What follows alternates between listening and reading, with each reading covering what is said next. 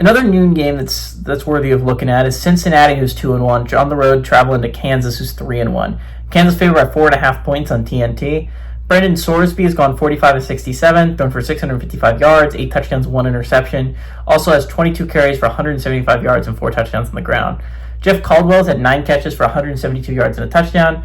Jalen Daniels has gone 66-99 for the Jayhawks, thrown for 817 yards, 12 touchdowns, 2 interceptions. LaShawn Williams had 28 carries for 181 yards and 2 touchdowns. And Emmanuel Henderson Jr. has had 18 catches for 221 yards and 2 touchdowns. Kansas is 2-1 against Cincinnati all time. Last game they go to Kansas in 2023. Cincinnati's 0-1 when going on the road to Kansas. They're 0-1 in one-possession football games against Kansas. Leipold's 1-0 during his tenure at Kansas against Cincinnati, and Satterfield is 0-1 in his career against Kansas. So, again, this isn't like the most important college football playoff game of all time. But I think there is interesting angles to look at it, right? Kansas, if they win this game, they start 4-1. It's not the hardest front half of the schedule. They play some UCF through like Kansas State, Colorado in there. It's not an easy front half of the schedule. It's the back half that I would be worried about if I'm Kansas. They play the top big 3 teams, right? They play Utah, they play Texas Tech, and they play Iowa State. You're probably realistically gonna have to go 1-2 in the schedule that I just mentioned to keep yourself as an at-large candidate. 1-2 probably would kill you as not only an at-large candidate, but as like a Big 12 championship candidate. Like you probably can't go to the Big 12 championship with 2 losses. Probably not. I mean, it could happen. You would just be really praying for tiebreakers.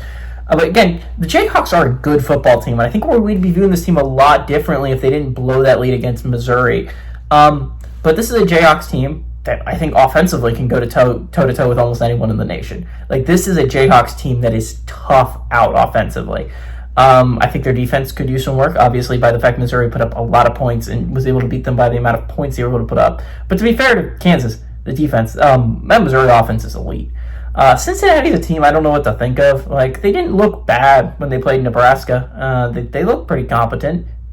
But, again, I don't know what to think of it. They did lose. Their only FBS team that their only Power 4 team they played, they lost to. So, it's, again, they're going on the road to a tough Kansas team.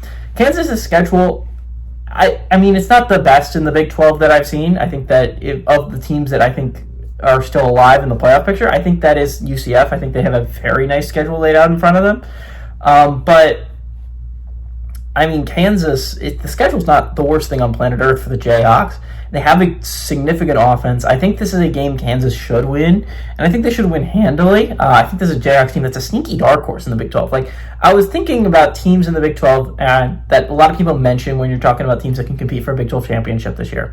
There's 7 that I think a lot of people bring up. The Big 3, Utah, Iowa State, Texas Tech. Those are obviously the ones everyone's going to bring up. But Arizona State, I've seen people bring up. Baylor is a team I brought up and I picked for the college football playoff.